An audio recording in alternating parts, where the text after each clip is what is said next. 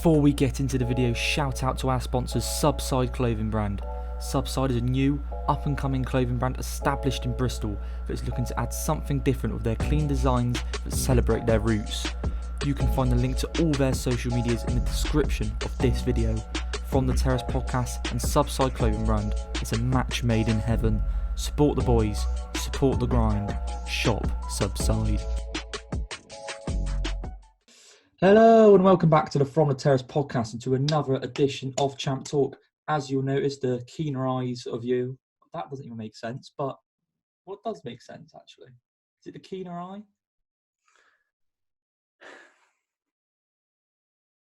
Okay, I guess that solves that issue then. But I am in my new surroundings, well, old surroundings, new, depends when you subscribe to the channel.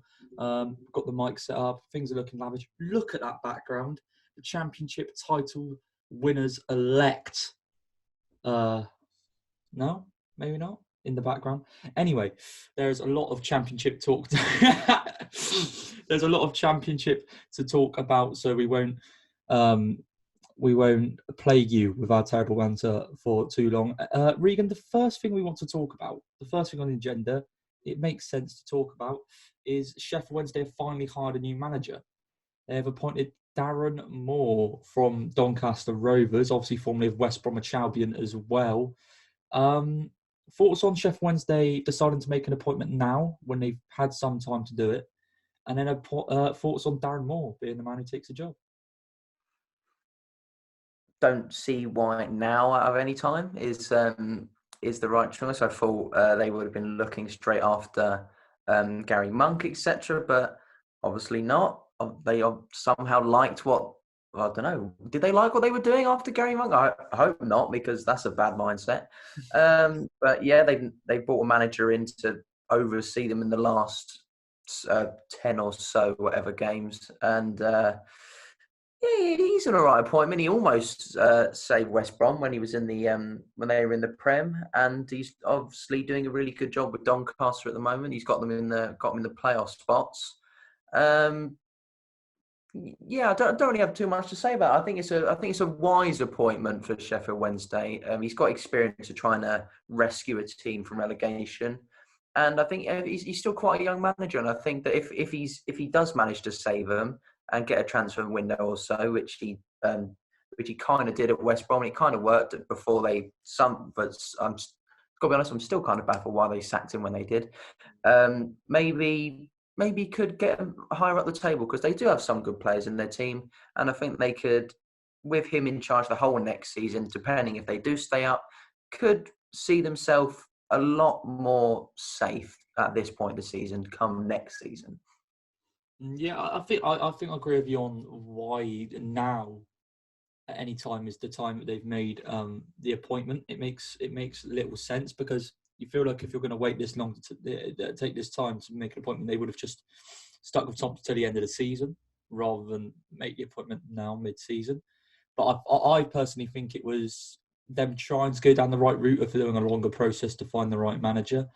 And then they realised things were getting desperate. And they were getting desperate. They had just off the back of a 3-2 loss at Luton, lost to Brentford, lost to Birmingham.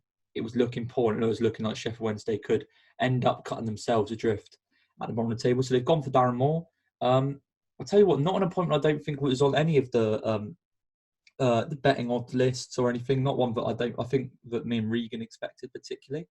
But to be fair to Darren Moore, he's done a very good job at Doncaster until the last couple of games, which you could probably say you'd assume that he'd made contact, and I was sort of off the prize with that one. And then he did a good job with West Brom. Got them into the playoff semi-finals when they got relegated, and he nearly kept them up in the Premier League when they had such a dire start to that season.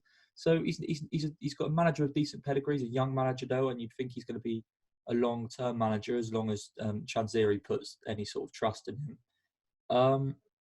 Is he the man to keep him up now though? I'm not convinced he's an instant impact manager. So although this may seem a smart decision for the long term, it could be a risky one for the short term, because if they go down, then I'm sure a lot of their long-term plans will have to be changed. So we'll see how that goes. But I'm happy for Darren Moore. probably did deserve the chance of the Championship, to be honest. Probably shouldn't have had to drop down to League One, in all honesty, with the job he did at West Brom. Maybe felt a bit unfair. But yeah, I think it's a decent, solid appointment from Sheffield Wednesday. But once again, I'm struggling to see the reasoning behind decisions that are being made. There seems to be no sort of continuity in any decision that is made at Sheffield Wednesday. But we wish Darren Moore the best of luck. To be honest, I probably would want Sheffield Wednesday to stay in the league. There's a lot of other clubs down there that I'd probably happily see go down. And Regan, we were going to talk about one game next, but seeing as I've sort of spoken about relegation, we'll go on to the final one we were going to speak about and then come back to the going-ons in South Wales. We'll talk about Birmingham beating QPR by 2-1. Birmingham, Regan, have put a couple of results back together. They scored 2 goals in the final 10 minutes. A team that we thought just a couple of weeks ago was absolutely doomed for relegation. We couldn't see results coming from anywhere. But Karanka's pulled out a couple of results when they've needed it most. Thoughts on Birmingham at the moment, and whether you still think maybe you still feel the same things you felt before these couple of wins they managed to get. Well, I've got to give credit to Birmingham first, because even though the run of fixtures they have had aren't on the incredibly hard, aren't incredibly difficult, you've still got to win them. And to be honest, from what of the game I saw highlights wise, it looked like Birmingham were on top of that game for the majority of it, despite being behind for basically the whole of the second half. So I've got good credit for that, and it's another win against a team that you basically can say QPR are a team towards the bottom of the league, and that's what you need around the team with the teams around you. You have to be beating them at the back end of the season. And that's exactly what they're doing. And then giving themselves a chance. I remember last week or 2 weeks ago, they were second bottom, and now they're 6 points clear of second bottom. And they're 5 points clear or something like that of the relegation zone. And the way that Sheffield Wednesday, like you said, impact, I don't think it's going to be an impact now manager, Darren Moore. So I think they'll be clear of them. But also the game that we'll preview, Rotherham Sheffield Wednesday, on the Wednesday, is an absolutely crucial game, not only to those two teams, but to Birmingham as well, because if Rotherham win that, they're back within 2 points, and they still have a game or two in hand on Birmingham. But it's a good thing for Birmingham that they're getting these results together. And they, to be fair, in the next win, I'm looking at the table here, if the next win results go their way, they could be up to 19th place already, ahead of Huddersfield and ahead of Coventry. And I think that's going to ease the minds of the players a bit. You're coming towards the back end and you get results together, and the result, and it's not at that stage where they have to win every single game, where you're 9 points clear of safety and you've got 4 games left, they're must wins. You can occasionally drop points down again. But I've got to give credit to Karanka. Somehow he's still in the job after the previous few games. But he's obviously doing things right, and maybe Birmingham are safe after all. Yeah, I think the thing we're seeing here with the Championship, particularly this season, for the most part anyway, because the Championship is such a crazy league, is how big a week can make a difference. A week ago, maybe 10 days ago, we were saying Birmingham looked doomed. They can't see a win coming. Rotherham were looking decent. Sheffield Wednesday weren't looking particularly great, but they were still in and around the same points as everyone. Then Rotherham have a couple of dodgy results. Sheffield Wednesday have some terrible ones. Birmingham throw a couple of wins in, and suddenly Birmingham are potentially cutting the other teams adrift. I mean, Rotherham do have those games in hand, but when you're a team at the bottom of the table, you don't look at games in hand as 3 points, do you? You'd rather have the points on the table. It made a big difference last week. Clearly, obviously not safe at all. There's still plenty of football to be played and not too many points in it. But there's probably a biggest gap that there's been for a while now between the bottom 3 and the lot above them. Be interesting to see how this game week and the weekend's games plan out, and we could probably be saying next Monday or next Tuesday something completely different on the relegation race. But fair play to Karanka, he has got results when they needed them. But I think me and Rika are still very, very far away from being convinced at his tenure as manager. The last weekend's game of the weekend's games we're going to talk about, Regan, is Bristol City 3, Swansea City 1 at the Liberty Stadium. Casey Palmer scoring directly from a corner against his former side, the side that he was on loan out for the first half of the season. A win that, Regan, you predicted. A win that I probably foresaw as well, but my fault. I went too reserved on the predictions and just went for a draw. But Nigel Pearson's official first game in charge. He gets a 3-1 win at Swansea. Swansea are conceding goals again, Regan. Thoughts on Swansea? It's a strange one to talk about because I did actually see quite a bit of this game, and what I saw it was Swansea's game. Swansea were dominating them for most parts. I think they ended up having almost like 75% possession, and they had more shots, they had more chances, and yet obviously they go ahead for that for a penalty. It was a penalty, obviously, and then it was close towards the end, but obviously when the scoreline and you've piled every man forward at the end of the game and they go out the other end and score to make it a two-goal game, it's kind of harsh on the team that's conceding because they were in the game for majority periods, but the scoreline says otherwise. But at the end of the day, you're conceding 3 yet again after the 20 or so games beforehand. You've only conceded more than 1, like twice or something like that. So it's more on the face of it, it's more defensive woes for them. And yeah, that once again, it's kind of it's not once again because they haven't been let off this time. I remember when they lost to Huddersfield, they got let off by the fact that Brentford lost and I think Watford dropped points. But now it's complete opposite. They've lost and Brentford have won and Watford lost. Watford lost. They did kind of get let off the hook. Brentford and Norwich both won now, and yeah, they did. Yeah, and obviously Reading beneath them won, Bournemouth beneath them won, and that top 2 that I practically guaranteed halfway point through the season is more looking like they're being dragged into that top 6 spot instead, because the results they're going at the moment, even though they're doing well in the game, on the face of it, they're not getting results out, and maybe they're going to be fighting for that top 6 spot after all, which is miraculous based on what I've been saying throughout the whole season. But once again, Bristol City, I'm talking about impact now. I didn't expect to be impact. He's not even on the touchline and they win, and he's on the touchline for 90 minutes and they beat the best defence in the league by 2 goals. Bristol City for playoffs?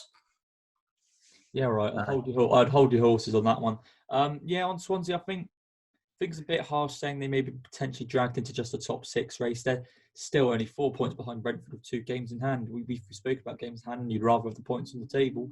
But if Swansea do win both those games, they go above Brentford and they go into second place and suddenly crisis is over.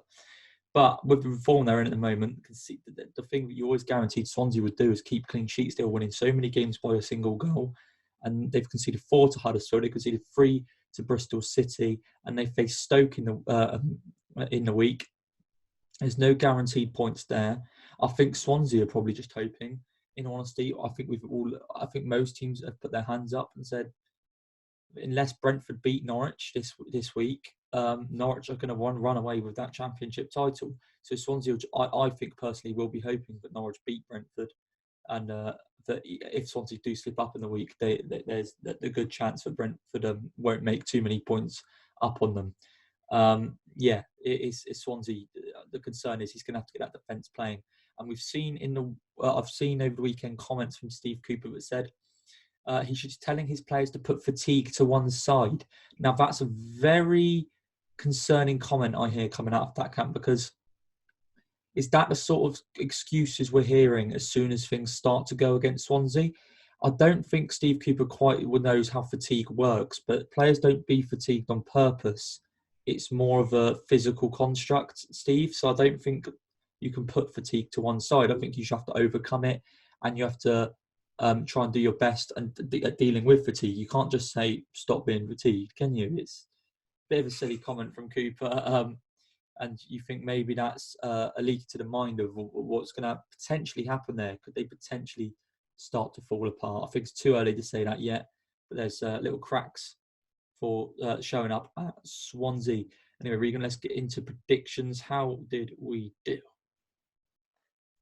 Very strange game week, it must be said. And I'll skip straight to the point. You both somehow ended up drawing, which is quite weird considering how many different ones we got right. We got Derby Forest, like you said, it's a derby, so it's going to be a draw. But there were goals, so I suppose you can't really complain. Blackburn Coventry, you obviously got that one. That was a draw. Brentford versus Stoke. I thought I was onto it, to be honest. I checked the scoreline, and then next thing I knew, you were winning. I went, okay, never mind then. Thanks, man. You're right. It's Stoke. Don't get too excited.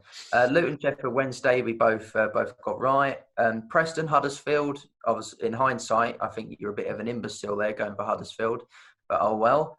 Swansea Bristol City. Obviously, like you mentioned, I got that one right somehow, and somehow a genius. I've got to say, Bill, we're absolute geniuses. We somehow managed to predict Norwich. We're going to beat Wickham.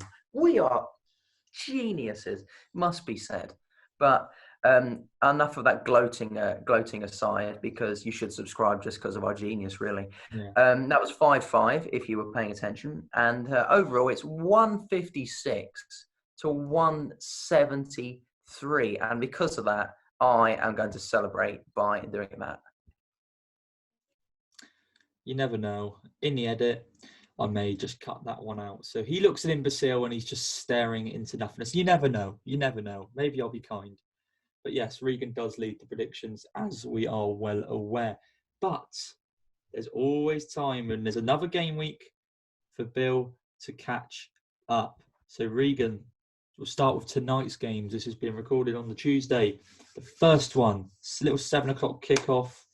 Mick McCarthy's Cardiff didn't win on the weekend, but got a solid point playing against Wayne Rooney's Derby. Ooh. Are we expecting goals in this one? Because I say no.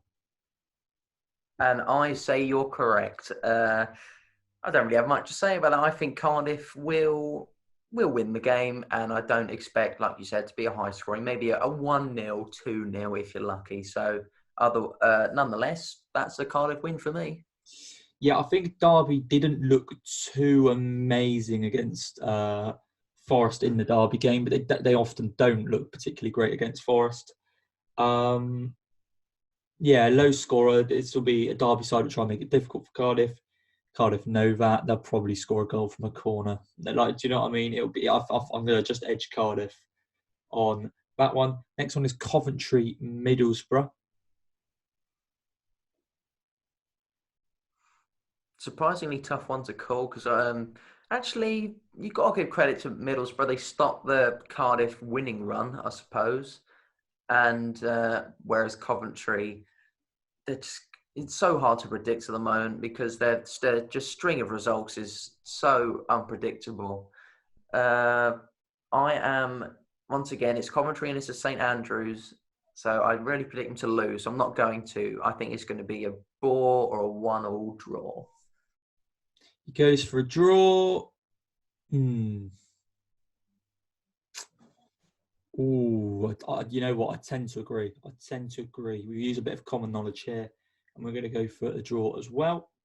Huddersfield versus Birmingham. Birmingham, for once in these predictions, are the informed side, Regan. Yeah, if you could believe that. However, I will back Huddersfield because Huddersfield, I usually back them at John Smith's, and the last time I didn't do that was against Swansea, and look what happened there. So I'm not going to make the same mistake twice, and even if I am wrong, I'll still have my pride, the fact that I backed what I usually do. So I'm going to say Huddersfield are going to win. I'm going to go for a draw in this one. I think the form Birmingham have picked up in the last couple of games. I think this might be the last one. They managed to pick up some points, especially against a team around them. Huddersfield, a team that like to concede a goal, but also can score one. I think we're looking at a draw here at John Smith. So, yeah, draw in that game. The next one, Regan, is Millwall versus Preston. Two teams who are so indifferent, so lack consistency. Where are we going to go with this one? Is it a Millwall draw, Regan? Are we going to take the cop out? Yeah, I think it has to be. They're on the exact same amount of points, and yeah, I can't. They're basically the same team at the moment. It's got to be honest. And Millwall are involved, and it's at the Den. So I would be surprised if it's anything else other than a draw. I'm afraid I'm gonna have to agree with Regan again. You can't disagree with Millwall drawing at the Den, especially against a Preston side that can harm you, but also in some indifferent form. So it's two sides for you struggle to predict of how they're going to do in a game. The only thing you can guarantee is that Millwall will draw it. So we'll go for a draw. And then Nottingham Forest, Luton, Regan, at the City Ground. I don't know why I'm questioning this so much. Nottingham Forest are getting some of their form back, even though once again, every time I do comment on their form, it's against teams that aren't performing very well in Rotherham and Blackburn when they beat them. But a draw against Derby is all right. But like you mentioned beforehand, Derby don't usually show up against Nottingham Forest. But I am going to back Chris Hughton's men because Luton are just so hard to call. I think it's just safer to go against them. So I'm going to go for Nottingham Forest. Once again, I am agreeing with Regan, unfortunately. I'm sure there'll be some different in the second half of the fixtures. But yeah, Luton, poor away from home. They beat a terrible Sheffield Wednesday side who looked like ready to get their new manager in. So, and they only just did that. So it's got to be Nottingham Forest for me. And finally, the last game tonight on the Tuesday is Reading versus Blackburn at the Medeski. Blackburn and mine and Regan's probably biggest disappointment of the season. A team that we rated so highly in the first half, but have also been there to say when they've done poorly. And recent weeks it's been terrible, hasn't it, Regan? Really, Really has. And then we've got a Reading side who are back to winning ways. Not impressive. It's not very impressive going back to winning ways, even because obviously Rotherham are on an incredibly difficult run of fixtures, which good for them is come to an end. Mm-hmm. But I'm still not entirely impressed, and just over on the fact that Reading are back to winning ways, full stop now. Because let's not forget, last week they lost to Wickham. So it's going to be hard to call, and Blackburn they can score, even though they're on a bad run of form, they can score the odd goal or two. So I think I've said this for basically every single game so far this week, but I'm going to go for a draw. He says draw, does Regan. I am going to go for Reading. Can't back Blackburn, I personally, at the moment. I just think they've let themselves down. And you know what? Although it may seem ridiculous, I think the calls for Tony Mowbray, I don't think he will be sacked this season, but I think we could see in the summer a change of managerial at Blackburn. It feels like they got close. They can never quite push it over the line. And maybe they need to go in a different direction in terms of management, although it may seem harsh. Now, Regan, the first of the Wednesday nights, could call it Wednesday afternoon if you're that way inclined. It's Norwich versus Brentford, first versus second in the Championship. A massive game that I think if this does go either way, and it's not a slap bang in the middle draw, if this does go either way, this game tells us a lot about how the Championship's going to unfold this season. If Norwich win, surely you're thinking, that is it. The title is theirs. If Brentford win, you think Brentford are back on it. They're the real deal. They're favourites to get second place. How's it going to go, Regan? Well, if those two, what you said, are the options for this one, my response is saying that's it, they're champions, because I think Norwich are going to win. I just think they come up against Brentford, who still have quite a few injury concerns, and Norwich, on the other hand, are on a roll, 5 in a row. They are now the most informed team in the league, and I don't think it's going to be incredibly one-sided. Maybe a 2-1, because I still expect Brentford to score. But I think Norwich will be relatively untroubled, which will just show just how dominant they are in this league at the moment. So I'm going to say Norwich. I think on form you go Norwich, and they're table toppers. Pookie and Buendia just keep linking up, scoring goals. I don't know if Todd Cantwell's back for fixture. Obviously missed the game against Wickham on the weekend. I I think from a Brentford perspective, you look at it and you think the defence hasn't been great recently. You worry that if this was Brentford's first 11 they could possibly field, with the likes of Pontus Jansson at centre-back, Rico Henry at left-back, Norgard in holding midfield, you give them a very good chance. It's not that, though. It's in a different Brentford team. And I think, although he's not played badly at all in his 2 games at left-back, you've got Madsbek Sorensen at left-back, who is going to be coming up against the tricky, the constant fluid football of Norwich, whereas Rico Henry, you'd have thought, helped Brentford not only get up the pitch, but deal with that threat very well. However, I think Brentford are a great counter-attacking team at the moment, although a lot of the outside world looks at Brentford things completely possession-based side as they have been for years. Brentford have been very much playing to their strengths this season and playing on the counter-attack a lot. I think that could play into their hands with Norwich's high fullbacks. I think Brian Mbeumo, Sergio Canos, Tariq Fosu could be getting in behind. I think if Brentford are to win this game, they need to cut out the mistakes at the back. And they need, I think, the big player for Brentford in this game. Maybe some people don't think it is. I think Josh Da Silva is the one who wins this game for Brentford if Brentford are to win it. The big man in midfield, he glides past people, he knocks the button. You can't knock Josh Da Silva off the ball. Norwich, as good as they are, you'd say the one thing they are is a little lightweight in midfield. Now, this is a game for those players, the likes of Italiano, Josh Da Silva, and as we saw return from injury on the weekend, Christian Norgard, who came off the bench. Could Norgard get half an hour? That could be very vital. I'm going around the streets here. I need to come to a destination. I've said all of that. I've said the strengths. I've said the weaknesses. And that's why Bill's going for a draw. For you audio listeners, Regan has just left the room. The reason I'm going for a draw, Regan, is because I don't have full confidence in the Brentford side because of the problems at the back they've seen in recent weeks. I think you're going to see Norwich score a goal. But Brentford have turned up, although not in the big moments. So you're thinking playoff finals, you're thinking Stoke and Barnsley last season. In the big games, Brentford have turned up, and you can't argue that. They've dominated Swansea, played well against Norwich and Swansea at home as well. I think Brentford have got a chance in this. But I, with the form Norwich are in, I just feel like I can't go for a Brentford win. I think it'd be too biased. I know this sounds very boring. I'm going to go for like a 1-1 draw. I'm going to go for a draw at Carrow Road. And so all of the things that I said could be decided won't be. So that's always fun. That's always what you want from a big fixture in the Championship. Anyway, Regan, let's get on to the next game. The next game is in West London. It is QPR versus Barnsley. Now, this is a game that could decide something. If Barnsley win it, they are proper top 6 contenders.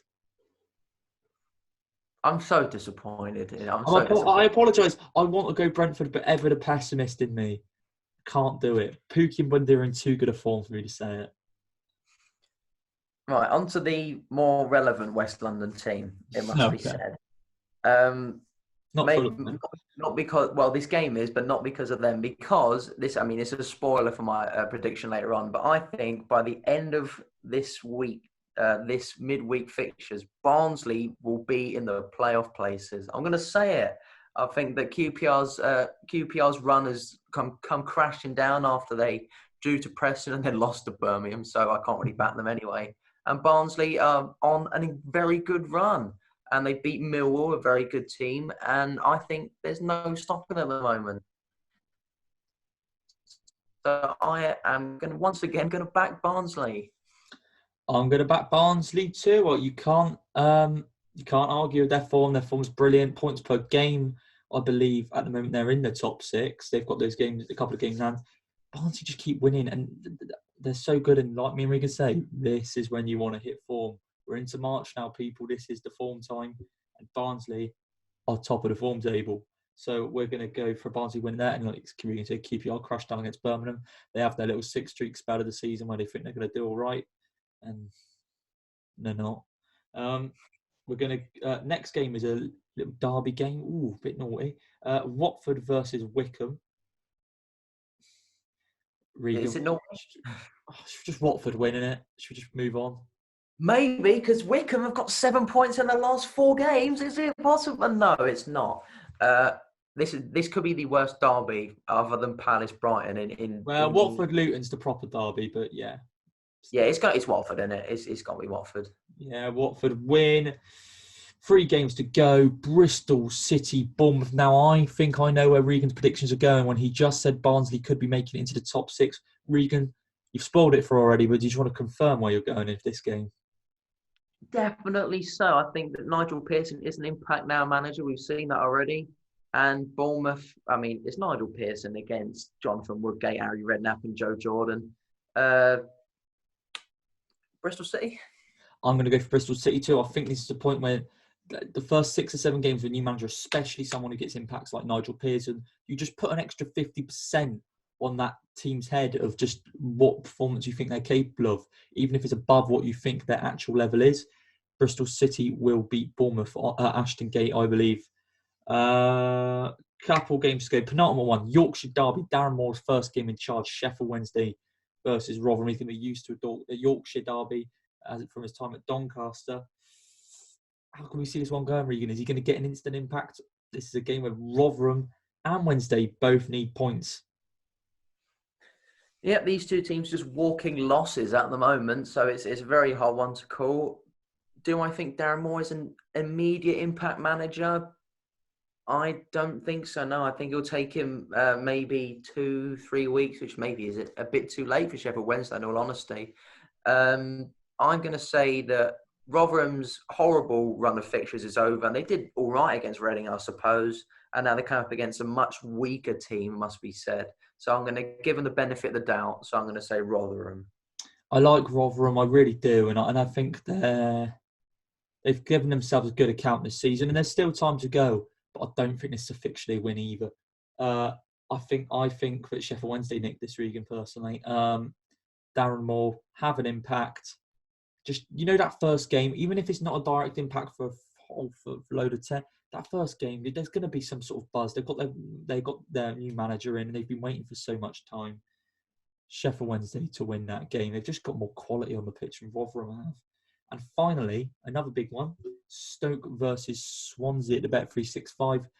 Stoke giving a good account of themselves at Brentford, although they were completely handed their goal against Swansea, who are in poor form, but are still a team who are very much in the automatic promotion race. Are Swansea going to fall apart, Regan? I think, well, I'm not going to say quite the opposite, but I think this game after that loss against Bristol City, Swansea are going to do a kind of Millwall where they're just going to curl up into a ball. No, you're not allowed in. No, you're not allowed any shots on goal. And I think the way Stoke usually play are occasionally the same. So I'm going to say a draw again. I think a draw is a very wise prediction, and that's why I'm going to join you on it. I think it has to be a draw. I think it is very much as you said. I think Swansea are going to go complete opposite way, try and shut up shop and put their energy into defending, because they know they've got some quality on the pitch that could nick them win potentially, like Conor Hourihane, Andre Ayew. That's how they've played all season. They're going to go back. They're going to go back and just be that extra bit defensive, I think. So I'm going to say it's going to be a boring draw. Anyway, Regan, that is our predictions over this week, and that means that is this edition of Champ Talk over. If you did enjoy the podcast/video, give it a like on YouTube or whatever platform you're watching. Subscribe to the From Terrace podcast on YouTube. Leave us a rating on iTunes. Follow us on Spotify. And me and Regan will see you both. We'll see you both. We both will see you. There's only 2 people watching. We'll see you both. To be honest, if there was only 2 people watching, I'd applaud you, because, I mean, the fact we get anyone, it baffles us. Anyway, me and Regan will see you in the next Champ Talk.